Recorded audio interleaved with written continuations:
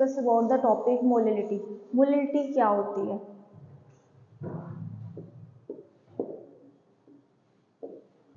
Molality को हम define करते हैं number of moles of solute dissolve in 1 kg of the solvent. Okay, हमें अच्छे से ध्यान रखना है, जो हमारे जो number of moles of solute है ये हमारा डिजॉल्व हो रहा है 1 kg of the solvent. Defined as number of moles of solute dissolve in 1 kg of the solvent. आपको यहाँ पे क्या ध्यान रखना है? आपको ये ध्यान रखना है कि यहाँ पे सॉल्वेंट की बात हो रही है, 1 kg ऑफ द सॉल्वेंट। ठीक है, मोलिलिटी को हम स्मॉल m से डिनोट करते हैं। मोलिलिटी का यूनिट होता है मोल kg इनवर्स। ओके, मोलिलिटी का फॉर्मूला होता है number of moles of solute dissolve in kg of the solvent. अगर हम बात करते हैं, हमें ग्राम में दिया गया है, तो हमें क्या करना होगा? अगर हमारा मास ग्राम में है तो हमें क्या करना पड़ेगा? 1000 से मल्टीप्लाई करना पड़ेगा। ओके, अब number of moles of solute क्या है? Number of moles of solute होता है हमारा given mass upon molar mass. कभी कभी क्या होता है, क्वेश्चन में आपको मोलर मास नहीं दिया हुआ होता है, तब आपको निकालना आना चाहिए कि how to calculate molar mass. Okay, इसी फॉर्मूले को अप्लाई करते हैं, इसी कॉन्सेप्ट को अप्लाई करते हैं और हम कुछ क्वेश्चन की प्रैक्टिस करते हैं।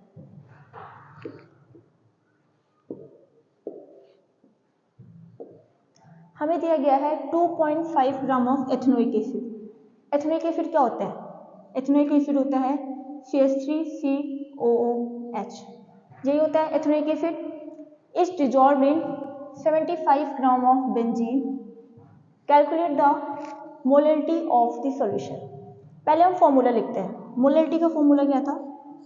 Number of moles of solute dissolve in kg of the solvent. ठीक है, सॉल्वेंट की बात चल रही है। ठीक है, अब हमें क्या करना है? पहले हमें आइडेंटिफाई करना पड़ेगा कि नंबर ऑफ मोल्स क्या है। नंबर ऑफ मोल्स का क्या फॉर्मूला होता है? नंबर ऑफ मोल्स का फॉर्मूला होता है given mass upon molar mass. आपको एक चीज ध्यान देनी है, यहाँ पे आप क्या देख रहे हो?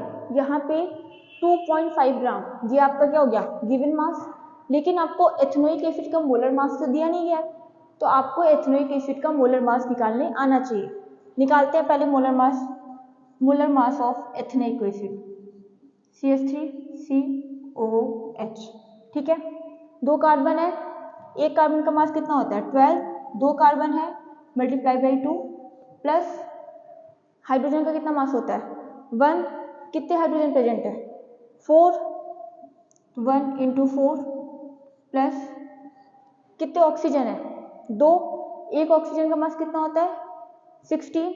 वेरी गुड, तो 2 ऑक्सीजन का कितना हो जाएगा? 2 इंटू 16। इसको जब आप ऐड करोगे तो आएगा 60। ठीक है, ये आपका क्या है? ये भी आपका मोलर मास आया। हमें क्या निकालना है? हमें निकालना है नंबर ऑफ मोल्स। तो नंबर ऑफ मोल्स क्या हो जाएगा? Given mass. गिवन मास कितना दिया गया है? 2.5 ग्राम। तो 2.5 ग्राम डिवाइडेड बाई 60 ग्राम पर मोल। मोलर मास की यूनिट क्या होती है? मोलर मास की यूनिट होती है ग्राम पर मोल। ठीक है, तो यहाँ देखो ग्राम से ग्राम कैंसिल हो गया। ठीक है, इसको सॉल्व करेंगे तो कितना आएगा? इसको सॉल्व करेंगे तो आएगा 0.0417 मोल। ठीक है, हमारे पास नंबर ऑफ मोल्स आ गया। कितने सॉल्वेंट में डिजॉल्व हुआ है? 75 ग्राम। बेंजीन क्या है यहाँ पे एक्ट हो रहा है? वो सॉल्वेंट है। ठीक है, नंबर ऑफ मोल्स हमें पता है कितने हैं? 0.0417। 75 ग्राम सॉल्वेंट क्या है? बेंजीन, तो 75 ग्राम। हमें क्या ध्यान रखना था? अगर हमारा ग्राम में होगा तो हमें क्या करना पड़ेगा? 1000 से मल्टीप्लाई। वेरी गुड, तो 1000 से क्या करना पड़ेगा? मल्टीप्लाई करना पड़ेगा। आप इसको जब सॉल्व करते हो, आप जब इसकी पूरी कैलकुलेशन करोगे तो आपकी वैल्यू आएगी 0.556 मोलर। ठीक है, 0.556 मोल। ठीक है, कोई डाउट? इसी कॉन्सेप्ट को अप्लाई करते हैं, सेकंड क्वेश्चन को सॉल्व करते हैं। इस क्वेश्चन में क्या कह रहा है? Calculate the molarity of a solution containing 20.7 gram of potassium carbonate. यहाँ पे क्या है, देखो यहाँ पे आपको पोटेशियम कार्बोनेट का मोलर मास दिया हुआ है, ठीक है, जिसका है 138, dissolve in 500 ml of solution. बातें क्या ध्यान रखनी है, 5 किसमें डिजॉल्व हो रहा है, 500 ml ऑफ सॉल्यूशन। हमें क्या चाहिए होता है, हमें तो सॉल्वेंट का मास चाहिए होता है, तो हमें क्या निकालना पड़ेगा, यहाँ से मास निकालना पड़ेगा। डेंसिटी हमें दी गई है, density of the solution is 1 ग्राम पर ml, ठीक है।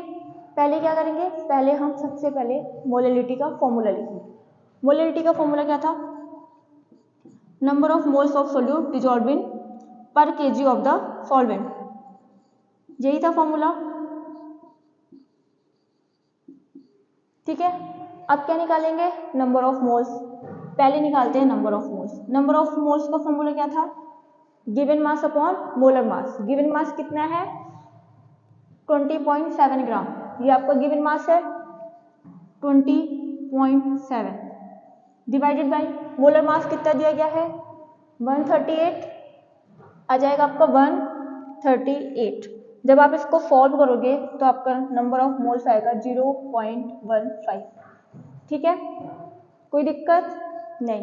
चलो आगे बढ़ते हैं। अब हमें क्या है, हमारे पास नंबर ऑफ मोल्स तो आ गए, हमें क्या चाहिए था, वॉल्यूम चाहिए था केजी में, सॉल्वेंट का, हमें सॉल्वेंट का वॉल्यूम चाहिए, ठीक है। अब देखो हमें क्या दिया गया, हमें डेंसिटी दी गई है, ठीक है, और क्या दिया गया, वॉल्यूम दिया गया है। सेकेंड निकालेंगे हम पहले मास।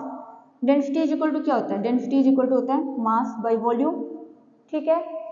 तो मास इज इक्वल टू क्या हो जाएगा, मास इज इक्वल टू हो जाएगा वॉल्यूम इनटू डेंसिटी, ठीक है।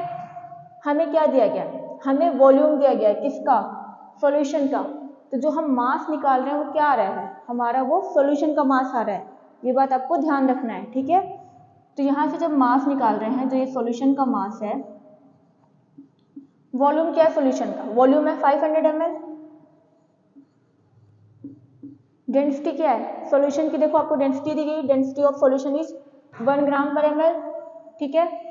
इसको सॉल्व करोगे तो आएगा 500 ग्राम। ये क्या है, ये वैल्यू डायरेक्ट नहीं रख देना है कि नंबर ऑफ मोल्स आ गया है डायरेक्ट मास रख देंगे, ये आपको क्या दिया गया है, ये आपका सॉल्यूशन का मास आया है। हमें क्या चाहिए, हमें चाहिए सॉल्वेंट का मास। क्या करना पड़ेगा, हम क्या जानते हैं, सॉल्यूशन इज इक्वल टू क्या होता है, solute plus solvent, solute plus solvent होता है, ठीक है। हमारे पास क्या है, सॉल्यूशन का मास कितना है 500 ग्राम, सॉल्यूट का मास हमको दिया गया क्वेश्चन में कितना है 20.7 ग्राम। पोटेशियम कार्बोनेट क्या एक्ट कर रहा है, सॉल्यूट, तो इसका मास कितना दिया है 20.7। आपको क्या निकालना है, मास ऑफ सॉल्वेंट, सॉल्व हो जाएगा, मास ऑफ सॉल्वेंट आपका आएगा 479.3 ग्राम, ठीक है। आपको क्या दिया गया था, आपको चाहिए था सॉल्वेंट का मास, हमने जो यहाँ से निकाला है वो क्या था, वो सॉल्यूशन का मास था। सॉल्यूशन इज इक्वल टू क्या होता है, सॉल्यूट प्लस सॉल्वेंट। हमारे पास सॉल्यूट का फॉर्म हमें क्वेश्चन में दिया हुआ था 20.7, ठीक है। सॉल्वेंट का मास हमें निकालना है, हमने सॉल्यूशन की पूरे मास निकाल चुके हैं, कितना आया था 500 ग्राम। सब जब मास ऑफ सॉल्वेंट निकालेंगे तो इसको इस साइड ले आएंगे, माइनस करेंगे, आएगा 479.3 ग्राम, ठीक है।